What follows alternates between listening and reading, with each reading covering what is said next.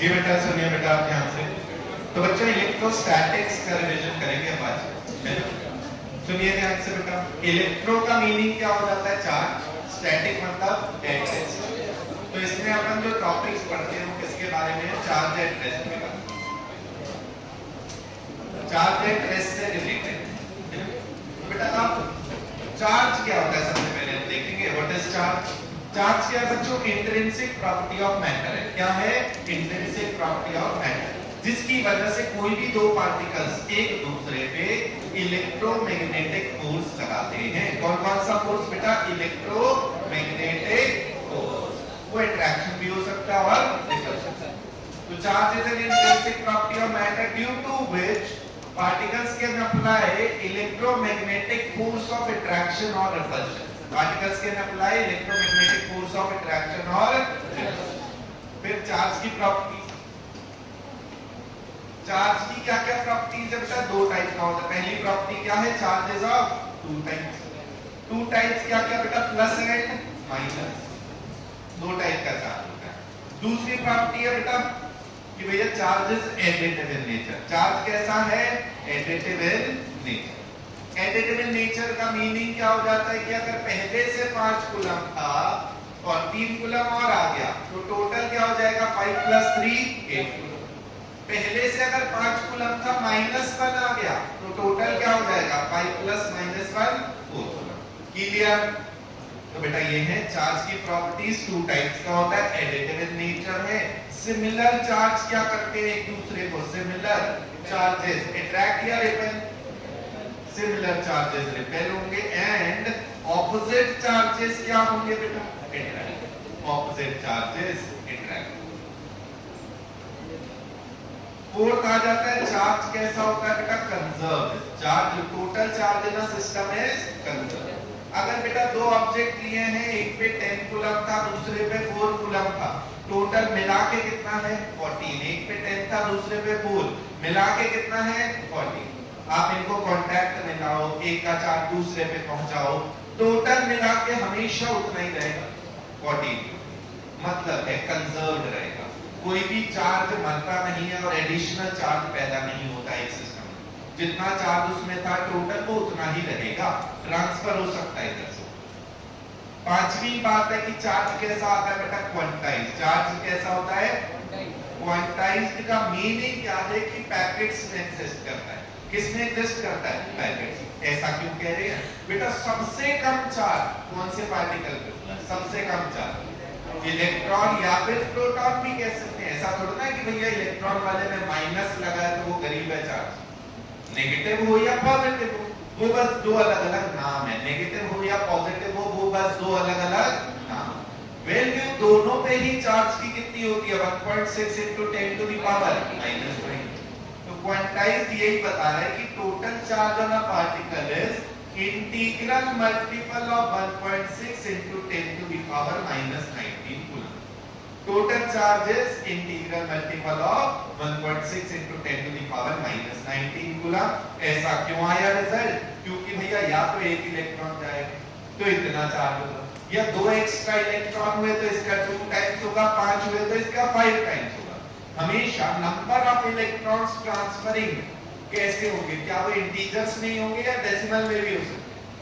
Number of electrons transferring, number of electrons एक जगह से दूसरी जगह जो जाएंगे, क्या वो आंसर इंटीजर नहीं होगा या डेसिमल में भी हो सकता है?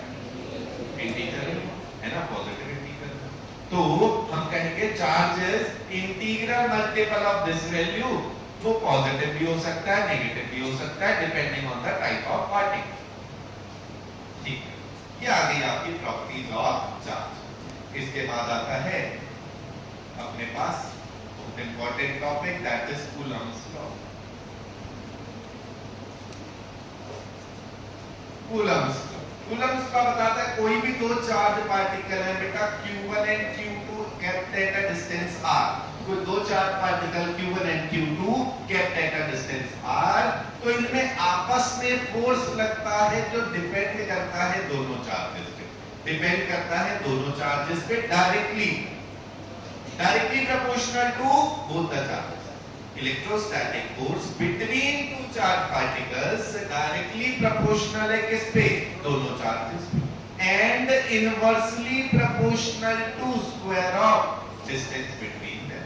ये सब बातें कैसे पता लगी, एक्सपेरिमेंटल है कि भैया कहीं पे चार्ज था, क्यों उसको डबल करो तो फोर्स डबल हो जाता है, कोई एक चार्ज को 7 टाइम्स कर दो तो फोर्स भी 7 टाइम्स हो जाएगा। हमने डिस्टेंस को डबल करा तो फोर्स हो गया 1/4, मतलब डिस्टेंस के स्क्वायर के इनवर्सली प्रोपोर्शनल। डिस्टेंस को 3 टाइम्स करा तो फोर्स क्या हो जाएगा 1/9 टाइम, मतलब डिस्टेंस स्क्वायर के इनवर्सली प्रोपोर्शनल। की दिया तो बेटा इससे फाइनली इसका मतलब हुआ force proportional to q1 q2 by r², therefore force equal to, यहां पर हमेशा एक प्रोपोर्शनैलिटी कांस्टेंट आएगा, क्योंकि इससे पहले तक की बात थी कि कैसे डिपेंड करता है, चार्जेस पे कैसे डिपेंड करता है, डायरेक्टली, डिस्टेंस पे कैसे करता है, inversely to square of distance. पर अब हमें एग्जैक्ट वैल्यू तक जाना है तो बीच में एक कांस्टेंट आएगा, यहां तो कांस्टेंट है 1/4, बाकी साथ में क्या है बेटा q1 q2 by r²। Force कितना आया 1/4 q1 q2 by r²। इसमें बेटा एप्सिलॉन नॉट का नाम हो जाता है क्या, permittivity of free space. Name क्या है बेटा इसका, परमिटिविटी ऑफ फ्री स्पेस। इसकी वैल्यू कितनी आ जाती है बेटा, is equal to 8.85 into 10⁻⁻12 coulomb square पर newton metre square, coulomb square पर न्यूटन मीटर स्क्वायर। यूनिट बेटा आप फॉर्मूला से भी बना सकते हैं, एप्सिलॉन नॉट इधर ले जाओ, एफ नीचे, यूनिट बन जाएगी। ऊपर क्या क्या है बेटा, कूलम इनटू कूलम, ऊपर क्या है कूलम इनटू कूलम, नीचे बेटा ये था मीटर स्क्वायर और एक फोर्स लिया है, इसलिए एप्सिलॉन नॉट यहां गया, बाकी सब राइट में है। तो यूनिट क्या बनी बेटा, कूलम स्क्वायर पर newton metre square, coulomb square पर न्यूटन मीटर। इसमें बेटा आपको ये बहुत काम आता है 1/4 एप्सिलॉन नॉट की वैल्यू, क्योंकि पूरे फार्मूला में ये इकट्ठी वैल्यू है ना। इस ये कितनी होती है बेटा 9 × 10⁹ न्यूटन मीटर स्क्वायर पर कूलम। इतनी बात समझ आ गई, इतनी बात क्लियर हो गई। अब इस फोर्स की प्रॉपर्टीज ऑफ इलेक्ट्रोस्टैटिक फोर्स क्या क्या होती है बेटा, इलेक्ट्रोस्टैटिक फोर्स की प्रॉपर्टीज क्या क्या होती हैं। तो बेटा इलेक्ट्रोस्टैटिक फोर्स होता है सेंट्रल फोर्स। कैसा होता है, सेंट्रल फोर्स। सेंट्रल फोर्स का मीनिंग क्या है कि ये acts along line joining, acts along line joining the particles. भाई जिस लाइन में दोनों पार्टिकल है उसी लाइन के अलोंग लगेगा, वो अट्रैक्टिव होगा या रिपल्सिव होगा, वो टाइप ऑफ चार्ज पे डिपेंड। अगर बेटा सिमिलर चार्जेस हैं तो अट्रैक्ट होंगे या रिपेल होंगे, ऑपोजिट चार्जेस हैं तो अट्रैक्ट। तो बेटा टाइप ऑफ चार्जेस पे डिपेंड करेगा कि फोर्स किधर बस लगेगा, लेकिन हमेशा कहां बेटा, along the line joining particles, along the line joining particles. दूसरी बात क्या आ जाती है बेटा, पहली थी सेंट्रल फोर्स, दूसरी आ जाती है कि ये जो फोर्स है इलेक्ट्रोस्टैटिक फोर्स जो है ये कंजर्वेटिव इन नेचर होता है। कैसा होता है बेटा जी, कंजर्वेटिव। ठीक है, कंजर्वेटिव फोर्स क्या होते हैं, ये पहली बार अपन वर्क एनर्जी पावर में पढ़ते थे, आइए दोबारा देखते हैं बेटा कंजर्वेटिव फोर्स क्या है।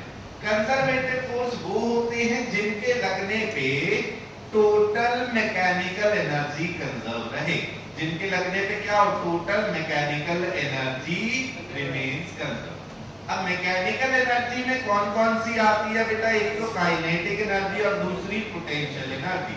काइनेटिक और पोटेंशियल।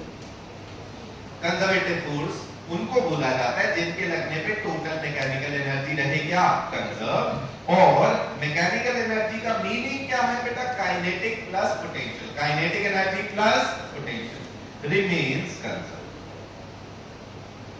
ठीक है, अब इसमें और भी कुछ प्रॉपर्टीज बन जाती हैं, और भी कुछ बातें आ जाती है कंजर्वेटिव होने की वजह से। कंजर्वेटिव फोर्स वो है जिनके लगने पे टोटल मैकेनिकल एनर्जी कंजर्व है। इनमें ये भी आ जाता है कि वर्क जो होगा इनके लगने पे, work is independent of path, work done is independent of path. बेटा अगर पाथ पे, रास्ते पे डिपेंड नहीं कर रहा कि पार्टिकल यहां से वहां गया, किस रास्ते से गया उस पे डिपेंड नहीं कर रहा, तो फाइनली किस पे करेगा डिपेंड? पोजीशन पे, इनिशियल पोजीशन और फाइनल पोजीशन पे। रास्ते पे नहीं कर रहा लेकिन चेंज इन पोजीशन पे करता है, लेकिन किस पे करता है? Change in position. So work depends on change in.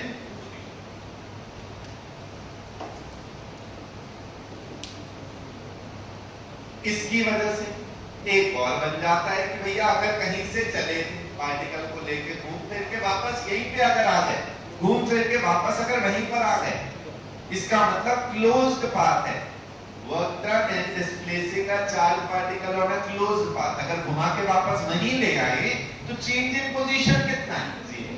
Change in position कितना है बच्चों? 0। इसकी वजह से होता है वर्क ऑन क्लोज्ड पाथ हो जाता है 0, क्योंकि पोजीशन में बता भी नहीं आया, किसी भी रास्ते पे गए, आगे जाने में जितना पॉजिटिव वर्क था वापस आने में उतना नेगेटिव हो गया, टोटल वर्क हो जाता है 0। Work on closed path is 0। Work on closed path is 0। यहां तक की बातें क्लियर हो? ठीक है। अब आता है बेटा इसके बाद कि अभी तक हमने देखा कोई दो चार्ज पार्टिकल आपस में कितना फोर्स लगाते हैं। कितना लगाते हैं बेटा? 1/4 pi epsilon nought q1 q2 bye r²। कितना लगाते हैं? 1/4 pi epsilon nought q1 q2 by r। उसकी प्रॉपर्टीज क्या है इस इलेक्ट्रोस्टैटिक फोर्स की? पहली बात, ये कैसा है? Central force. कैसा है? मीनिंग क्या है बेटा? किधर एक्ट करेगा? Along the line joining particles. Along the line joining particles. दूसरा क्या है बेटा? प्रॉपर्टी कंजर्वेटिव है ये फोर्स। कैसा है? कंजर्वेटिव। कंजर्वेटिव फोर्स होने का मीनिंग क्या है? कि टोटल मैकेनिकल एनर्जी रहेगी कैसी? कंजर्व। टोटल मैकेनिकल मतलब कौन कौन सी? Kinetic and potential. तो टोटल मैकेनिकल एनर्जी रहेगी कैसी? कंजर्व रहेगी। ये पहली बात आई कंजर्वेटिव फोर्स की। दूसरी बात है कि वर्क जो होता है कंजर्वेटिव फोर्सेस के लगने पे जो वर्क डन होता है वो पाथ पे डिपेंड नहीं करता। वो पाथ पे डिपेंड नहीं करता। किस पे डिपेंड करेगा बेटा? चेंज इन पोजीशन पे। तो किस पे डिपेंड करता है? Change in position. इसकी वजह से वर्क ऑन क्लोज्ड पाथ कितना आ जाता है? 0। ठीक है भाई। अब आ जाती है इसकी वेक्टर फॉर्म। कूलम्ब्स लॉ की ही आ जाएगी क्या? Vector form. तो भैया हमें पता है कि फोर्स की वैल्यू ये थी 1/4 pi epsilon nought q1 q2 bye r²। ये हो गया मैग्नीट्यूड। बेटा वेक्टर में क्या क्या होता है? मैग्नीट्यूड के साथ साथ दूसरी चीज कौन सी होनी चाहिए? डायरेक्शन। मैग्नीट्यूड तो पता लग गया, मैग्नीट्यूड तो हमें पहले ही लिख चुके हैं। ये है मैग्नीट्यूड, साथ में डायरेक्शन। बेटा डायरेक्शन इससे क्लियर हो जाती है x अलोंग लाइन जॉइनिंग। किधर लगता है ये force? Line joining. Line joining वाली डिस्टेंस को r से डिनोट करा। डिस्टेंस को किससे डिनोट करा? r से। उसके यूनिट वेक्टर को, उसके यूनिट वेक्टर को क्या लिख देंगे अपन? r cap. लाइन जॉइनिंग के along unit vector r cap क्या हुआ? Unit vector along line joining. अब बेटा यूनिट वेक्टर क्या होता है? A vector divide by its magnitude. Unit vector क्या होता है? Vector upon its magnitude. इसलिए ये ऐसे भी लिखा जाता है और फाइनली आप ऐसे भी लिख सकते हैं 1/4 pi epsilon nought q1 q2 r vector upon r3। ये हो गई इसकी वेक्टर फॉर्म। ये दो तरीके हो गए इसको लिखने के बेटा। मैग्नीट्यूड ये रहा, साथ में क्या आ गई? डायरेक्शन का यूनिट वेक्टर r कैप, या फिर r कैप को आपने लिख दिया आगे क्या? r vector upon its magnitude. r vector upon its, जिससे फाइनली क्या बन गया? 1/4 pi epsilon nought q1 q2 r vector by r3। 1/4 pi epsilon nought q1 q2 r vector by r3। ये वेक्टर फॉर्म। अब हमें पता है फोर्स बेटा कैसी क्वांटिटी है? स्केलर या वेक्टर? वेक्टर क्वांटिटी है। तो अगर कहीं पे ऐसा हो कि सिस्टम में दो से ज्यादा पार्टिकल, कूलम्ब लॉ ने दो पार्टिकल के बारे में बताया। कूलम्ब लॉ ने क्या बताया? दो पार्टिकल के बारे में। तो बेटा सुपरपोजिशन प्रिंसिपल यहां यूज करा जाता है कि अगर किसी सिस्टम में बेटा दो से ज्यादा पार्टिकल्स हैं तो किसी भी एक पे लगने वाला जो टोटल फोर्स होगा, यहां पर Q के आसपास एक Q1 है R1 डिस्टेंस पे, Q2 है किसी R2 डिस्टेंस पे।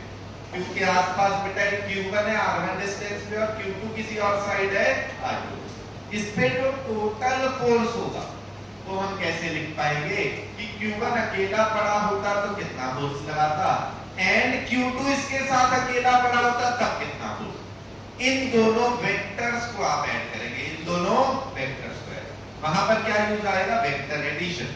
देयरफॉर हम कह सकते हैं force on Q is equal to force on Q due to Q1 vector plus force on Q due to Q2 vector.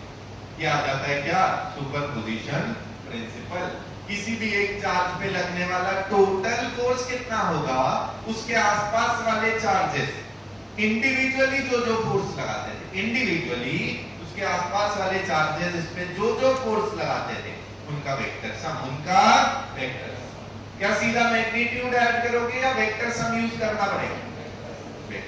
Clear? ये है बेटा सुपरपोजिशन प्रिंसिपल। अब यहां पर बेटा वेक्टर सम का यूज आना है, इसलिए एक बार उसको भी थोड़ा सा रिकैप कर लेते हैं कि वेक्टर सम में काम क्या क्या आएगा। पहला तो बेटा एक फॉर्मूला आएगा काम, F1 एंड F2 अगर थीटा पे हैं, F1 एंड F2 अगर थीटा एंगल पे हैं, तो बेटा इनके रिजल्टेंट का मैग्नीट्यूड कितना आ जाता है, अंडर रूट ऑफ कितना आएगा, F1 square plus F2 square plus 2F1 F2 cos theta plus 2F1 F2 cos theta. बेटा जी कोई दो वेक्टर जिनके बीच में एंगल थीटा है तो रिजल्टेंट कितना आएगा, under root of F1 square plus F2 square plus 2F1 F2 cos theta. ये पहली बात बहुत काम आएगी, है ना भाई। दूसरा यहाँ पर आप यूज कर सकते हैं एक तो कंपोनेंट्स का। बेटा बहुत ध्यान से समझ लीजिए, ये इसी चैप्टर में नहीं और बहुत से चैप्टर में यूज आता भी रहा होगा और आगे भी आता है। दूसरा बेटा कंपोनेंट्स का यूज आता है आपका। कंपोनेंट का यूज इस तरीके से, अगर ये कोई वेक्टर f है और ये एंगल थीटा पे लगा हुआ है, वेक्टर f है बेटा थीटा एंगल पे लगा है, तो हम कहते हैं इस वेक्टर का कुछ ना कुछ इफेक्ट है हॉरिजॉन्टल में और कुछ इफेक्ट है वर्टिकल में। इस वेक्टर का, इस फोर्स का कुछ पार्ट हॉरिजॉन्टल में है, कुछ वर्टिकल में है, उसके लिए आप राइट ट्रायंगल बना देते हैं। उसके लिए क्या बना देते हैं, राइट ट्रायंगल। बेटा जी हॉरिजॉन्टल में क्या आया, जिधर एंगल होता है इस साइड को बेस बोलते हैं, इस साइड को क्या बोलते हैं, बेस। बेस में कंपोनेंट आ जाएगा बेटा cos थीटा और परपेंडिकुलर में क्या आ जाएगा, f sin। क्लियर है सबको? बेटा एक तो फॉर्मूला यूज आता है root of F1 square plus F2 square plus 2F1 F2 cos theta. दूसरा बेटा कंपोनेंट्स का बहुत यूज, F वेक्टर थीटा पे है, जिधर एंगल उधर बेस, जिधरे एंगल उधरे बेस, जिधरे बेस उधरे cos, जिधरे एंगल उधरे बेस, जिधरे बेस उधरे cos। तो सीधा नहीं कह सकते भाई जिधर एंगल है उधर cos, जिधर एंगल है उधर cos, और एंगल के सामने वाला component sin, f cos theta और f sin। क्लियर?